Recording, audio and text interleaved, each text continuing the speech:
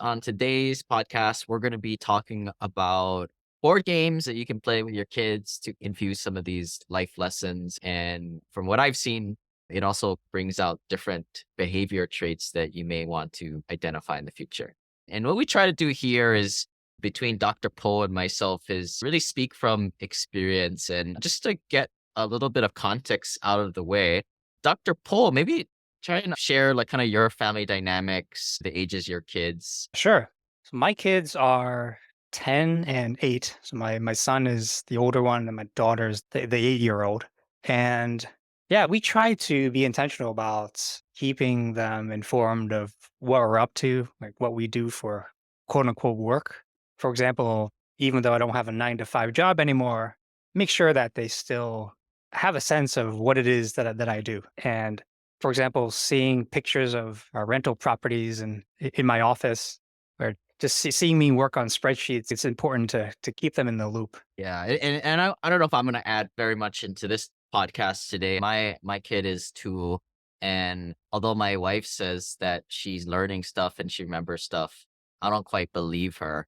And I'm not really looking to teach anything at this point in her stages. But that's why I hang out with guys like yourself, Dr. Poe, and I let you guys make the mistakes and figure out what the best practice is. And I think that's why it's important for the listeners to get around other people within this community, and that way you calibrate yourself with kind of what other people are doing, passing on a lot of the ideals and values to the next generation. Introducing financial literacy for children. So I know your daughter's only 2, but have you started introducing any concepts even at that age? Not really. She understands, like, she has this Minnie Mouse toy that has like a credit card, so whenever we go Mm, and pay for something, she like wants to tap the credit card on there, but other than that, nothing there. I will say, like, with like my work with a lot of clients, like, a lot of people will bring their adult kids, or we've had some people bring like their 15-year-old, 17-year-old to some of our family office events in the past. But in my opinion, and even though the kids, they're smart, they're not dummies, mm, but I always get the sense that they're uninterested. And I think what it boils down to is if you don't have a job and you're not struggling through that, and if you don't got money, then like mm. how unmotivating is it to learn about money when you don't got it? Yeah, that's a But good point. but yeah, like how is it for your kids? They're definitely moldable at this point, and they don't have jobs yet. They don't have money. Yeah. How have you guys been trying to emulate this and set this up right from the beginning? Yeah, it's still very much a discovery process. What I've found helpful is doing anything that's fun, right? Anything that's fun involves the family, kills two birds with one stone, where if you can somehow incorporate family time together along with fun with something that's really educational and where they're actually not aware that they're actually learning something, then that's the best. So what I've found helpful is board games or card games where get to spend time with the family, you get to keep them off the screens, and they get to learn some strategies when they're playing games. One game that we've been into is Settlers of Catan. For those of our listeners who are not aware of this game, it's in short, it's a strategy board game that focuses on resource management and trading. Players aim to build settlements, roads, cities, on an imaginary island, and you have to acquire resources by trading or negotiating. And it's very unlikely that you're going to get everything by yourself. So it does encourage working with other people and negotiating. So that's a pretty cool thing to see our kids getting into that. Yeah. I never realized it in the beginning when I first played it, but if for some people who do play it, you understand that in the beginning of the game, certain resources, like I think the brick is very Yeah. important in the wood. The brick and the wood, yeah, And those are more valuable in the beginning of the game. And things like stone and wheat, sheep are more important later on. yeah, the Mhm. kids, but I think they grasp that at some point.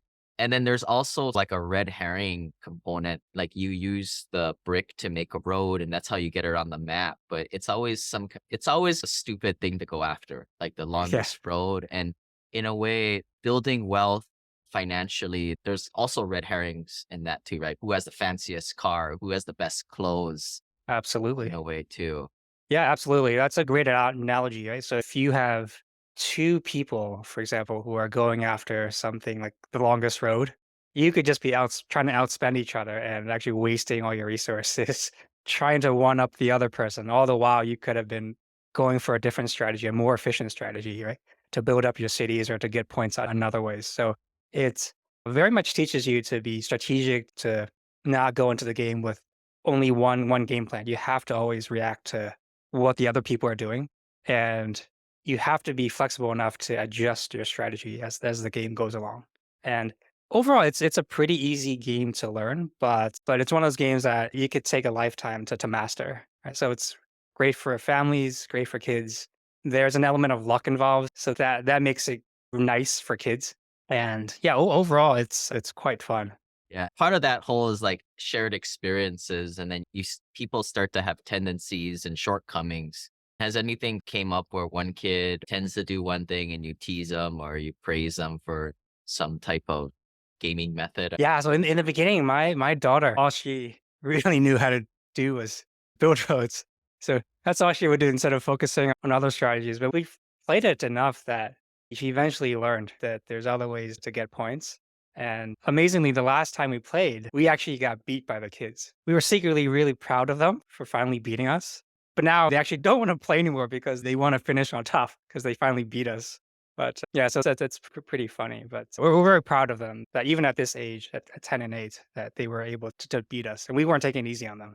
Yeah. So another game that I've played with kids, Monopoly, right? Age old Yeah, Monopoly. I think yeah, everybody classic. understands the strategy, obvious strategy. The problem with that is like it goes too dang slow. Mm, So the way I've played it with my buddy in the past and his kids is like we in a way we emulate the Fed and we infuse extra money every time people go around, like everybody gets money, or even after every turn, we give everybody $100 to infuse a little bit of stimulus in the economy.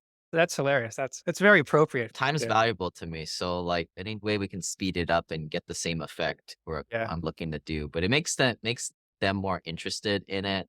But when I played that game as a kid, we never negotiated or traded Mm, very much, and that was, in a way, the kind of the family I was grown up in, where you do mm, everything lone wolf style.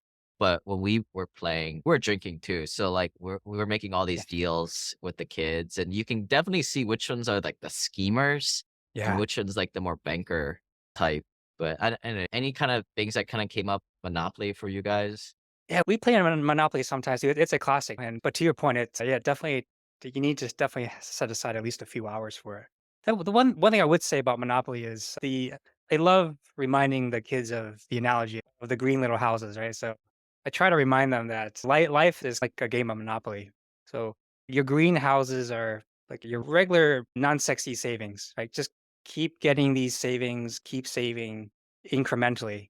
And then once you have enough, then you can take a bunch of them and then get something like a hotel, which is metaphorical for a larger investment or something that you're really going after. But it takes discipline to save up on the little things before you can get to that hotel.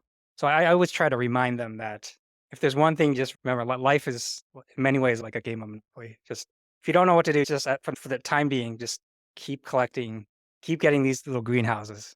You don't have to Yeah. know what your next move is, but just for now, just keep getting those greenhouses. Or just buy stuff around the Monopoly board the first time. I think a lot of our Yeah, newer investors in our ecosystem, they haven't yet hit $2 or $3 million net worth, and they haven't built up the assets, which is in yeah, Monopoly, the cards. So yeah, forget about hotels, forget about houses. You gotta go around and buy stuff. And I yeah. think You that's start somewhere. Yeah, yeah, exactly. most of these guys are just too gun shy to buy anything. They're going in a way, it's like going around the Monopoly board without waiting for Park Place or Boardwalk to come up so they can wheel and deal that, which is you're Yeah, gonna yeah. we all know you're gonna lose. But the other thing, this is the hard thing, right? Like a lot of our kids, the second generation wealth beneficiaries, in a way, they're starting the game with all these houses and hotels already in Mm, place. And that's hard, right? As you know, family yeah, businesses, in a way, it is a family businesses. They're always hard. It takes the fun out of it. Like, it's fun to go around the Monopoly board the first time. It's risky, but that's yeah. a difficult thing. Right. Yeah. Yeah. And then to add to that, you have pass and go, right? Which everyone's very excited about, especially in the first half of the game because you get your $200. But the analogy for that obviously is that $200 every time you pass go, that's like your paycheck. Right? But as the game goes on, that paycheck that doesn't really contribute much anymore. If you're going to win the game, you need to own assets. Right? You can't just be relying on your paycheck on the W-2. Yeah, you need to whack other people with $500 rents or Exactly. $1,000 here. Exactly. Yeah. Yeah. Yeah. And sometimes even sitting in jail is not a bad place to be, especially if you can be collecting rent while you're sitting in jail. Yeah. No, I'm curious, like, how do you obviously my kid is very young and Mhm. unimpressionable, and I can say a lot of things just haphazardly nowadays, but are you I think when my kids are your kids' age, I might be like the dad who is a bit badgering, just using that example with the salary things, like, Yeah. Yeah. "Here's your Pass and go. $200. Yeah, you didn't earn that. Oh, it's just salary. Everybody gets it." That's Yeah. maybe somewhat I push my values and satire on them. But do you insert those types of smart comments here or there, or do you refrain from doing it maybe like a different way? I don't know. I can sometimes be a strong personality, I think. Yeah, I definitely do. When if my son says something like, "I wanna do like XY job," and I'm not gonna put down any jobs or anything, but, it'll be a job where it's pretty menial labor. Yeah, I can't help but to make a comment to get him to think a little bit differently. So it's hard. Yeah. It's hard, but, Does your yeah. spouse also align that way, or is it one say Yo, they yeah. do that, or Yeah, she would very much say the same thing. In fact, she probably would say it in a much stronger language than I would. so there's Uh, always contrast in there to some extent. Yeah, and for a while, my daughter, she wanted to be a YouTuber. Times are changing, but the traditional part of us would still prefer to do something else. And that's where I do think, like, most of the people listening, and at least the way I was Yeah, growing up, is our parents wanted us to have white collar professional yeah, jobs, mhm, which obviously you get higher salaries, but can also lead to a life of that's why we're doing this whole podcast, right? yeah, It's can sometimes lead a life of unfulfillment and golden totally. handcuffs. Any other games you got? Another Mostly. one we play a lot is Exploding Kittens. There was like a Kickstarter campaign, and it raised a ton of money. But essentially, it's a version of Russian roulette, except with kitties. Yeah. The premise is that the whoever's playing with you, the players, everyone draws a card, takes turns going around drawing a card until you get one of the exploding kittens. In which case, you go kaboom, and if you go kaboom, you're out of the game. The way to counter that is to use diffuse card if you have one, or use action cards to give yourself an advantage, maybe skip your turn, maybe screw the next person over by having them draw multiple cards. There's definitely luck involved, but also a lot of strategy, and it's super fun. It's a great game. Each round doesn't take very long. But even in that game, we found that there's parallels to finance and to financial literacy. So, for example, the diffuse cards that they're very important to have to try to get. And those are analogous to your emergency fund. Right? You want to have an emergency fund for when things go really bad. And every time you draw a card from the deck, in a way, that's almost like every time you invest because there's no guarantee that the investment is going to do well. And once in a while, the investment could go completely belly up. So it teaches you to be comfortable with uncertainty, be comfortable with risk, have that emergency fund, in which case it's the diffuse card if you can. Also teaches you to be opportunistic and know when to use your action cards. Typically you want to save some towards the end of the game when the deck gets drawn down and the probability of drawing that exploding kitten is higher. So that, for example, that's when you might want to be using a card that makes the next player have to draw multiple cards. Very simple game, and Very but simple, it yeah. But yeah, twist. yeah, and it teaches actually pretty valuable skills, and we love playing it. And there's just enough luck involved that everyone who plays it, they're going to win some rounds. So it keeps everyone happy, and it's not a time-consuming game, right? You could easily play a round in 10, 15 minutes. Do you like out of your 2 kids, does the way they play these games somewhat emulate their what you would think of their personality types? Or does a different person come out when they play these games? Because this is where it's people have done these personality tests. Some of these personality tests, you'll have one personality type, which is like when you think people are Mm, looking at you, and then the yeah. other one is you're like truly who you are. Mm, Similarly to like when you're in a workplace setting, you have a certain style, but then when you're independently working, you have a very different style. But does that kind of ever come out the same where Yeah, my son, who's the older one, he tends to be more of the 2, he tends to be more prudent and careful, and my daughter is definitely more she's willing to take big risks. Is yeah, you do you it is interesting, you do get to see these little traits that come out in the way that they play these games. so their true self is actually coming through the game? Whereas I think when people are adults, people get a little more complicated or care Mm, too much what other people think, right? yeah. Or the world views them. And then Mhm. you have this somewhat of a split personality. My son right now, he would be a pretty terrible poker player because it's sometimes pretty easy to tell when he's holding on to a very valuable card. For example, a diffuse card. Something that we've told him: hide your cards better, keep a straight face, don't telegraph to us what's going on. Except when you're lying to us. The big one for like older kids that Mm. I've seen work well, I've had a couple of nephews play this, is the Kiyosaki's cash flow game Oh yeah, for adults, but there's a kids there's a kids version. game. Yeah, there's a kids version. Yeah, Yeah, we have that too. and people have the card, and the card is your board set, Hmm. and on there there's different circles where you need to fill in. You need to build up your cash flow Yeah, to get, I don't know what it is, like $5,000 is like what you right, need, but like right. the void is, you see the void there, and you can see, hey, I need to. The goal is to get cash flow from these investments. That's another very popular one that I see people doing. It's funny because when you start to use the rich dad, poor dad vernacular of doodads and liabilities and assets, it's funny to hear the kids say, baiting the other kid into buying some doodad. Yeah, I say, no, I'm not going to do that. That's a yeah. liability. It goes to show, I think, if people aren't aware of it, you definitely go down that lifestyle without you knowing it or not. We play that, the kids version, and yeah, they quickly figured out, okay, yeah, you want to avoid the red cars, which are the liabilities, and you want to go for the green ones. And a lot of the green ones are rental properties, right? Rental real estate. Yeah, they've definitely found that useful. And then we've also moved on to the adult version, but that one takes you gotta block off at least several hours because that one can take pretty long.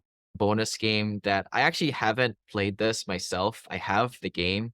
Next time we see each other, Paul, and you're in Hawaii, you can take it home. But this is the game of abundance. It's expensive. It's like $100, but people have told me it's like the cash flow game plus life, but also brings in kind of what we talk about on the Mm. podcast with, it's the game of financial and spiritual abundance. I'm just throwing that out there. I think you can get on Amazon or eBay, but if people have a little bit older kids, or this would be a good one, I think, for adults to play if you don't have kids too. So there's something for everybody.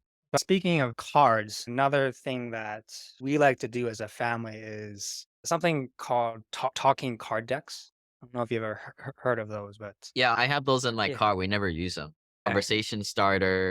Yeah, there's 4 categories. They range from pretty silly everyday questions to some of them are more deep and profound. So sometimes we'll pull those out over dinner and just use that as a way to kickstart some conversation and try to ingrain that culture of family meetings of just coming together, communicating with each other and talking, whether it's about everyday things to some deeper subjects.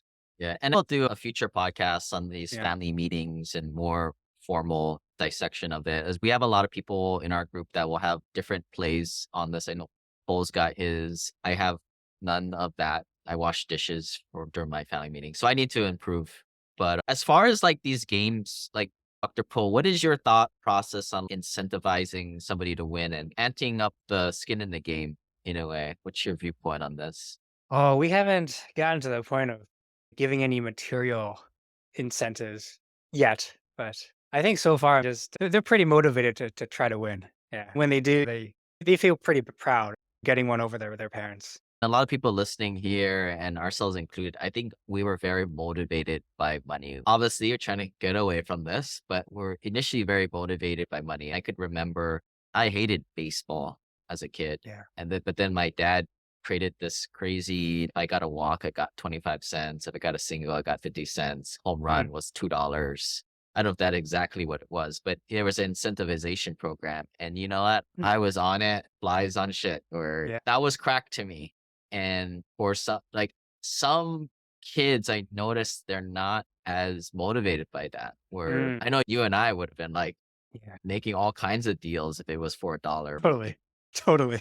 Yeah, my wife and I, we talk about, do we try to incentivize them for everyday chores? So we're a little torn on that because on the one hand, there are certain things that they should do. They shouldn't need financial motivation to do. For example, cleaning up the room or folding the clothes, things like helping out with cleaning up the dog poop.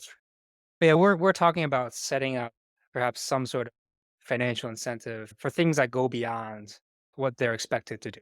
So things that go beyond cleaning the room and making their bed, things like that. Yeah. I don't know. We'll we'll break that down on another future topic here. But yeah, so games and throwing in some of these lessons. Anything else to sum up this Dr. Poe or any other action items you think to leave folks here? Think the other main one is just trying to model the behavior that you want them to pick up. And as I alluded to in the beginning of this episode, like for example, for our rental properties, I have pictures on the walls so that they see that, right? And they realize, wow, like, do you guys own those? Wow. Okay. And they remember that. And then they might equate that with little greenhouses on the Monopoly board and whatnot.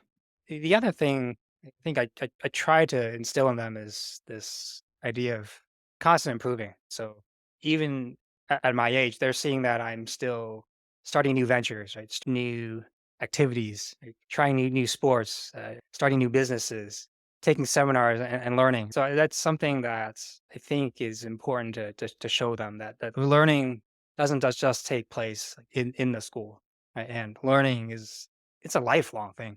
It's a lifelong journey. Oh, that was the baby boomer thing was Mm. like, hey, we're perfect. Your parents are perfect. We don't need to do anything. We're good. Yeah, yeah. So definitely that's maybe a generational kind of trend that's got a little bit new age. But my takeaway on these games is Dr. Pohl mentioned, obviously a lot of lessons can be learned from it and discoveries. But even if your kid is dumb as nails and Mhm. just doesn't get to Yeah, learn yeah, anything, I can remember back to my childhood is we didn't play these things as much, but when we do, I did remember them. And if that's what it's worth, a childhood memory that somebody carries on 30, 40 years later, then it was worth it, right? Because at the end of the day, what is it all worth for other than the memories that they experience? absolutely. Yeah. Any other games from your childhood that stick out in your memory that you would play with your daughter? What were you? That's funny. I would play the life games, Oh, and yeah. maybe my parents would always tease me like, you got a kid, you got no job. So that was always somewhat cemented in there. Yeah, life. That's a good game. You gotta decide. Do you go for the advanced degree or do you take the lower paying job? Because there's And probably no choice for us. there Yeah. was no choice. Yeah. In that game, you gotta be an idiot to just go for the trades. But now Yeah. that's different. Yeah. But a topic for another day. We'll close this episode out. If you guys have any topic suggestions, please put it into our YouTube channel in the comments below. That's a good way of interacting with us. Or reach out to Dr. Pohl if you guys have any specific questions. But we'll see you guys on the next episode. Bye.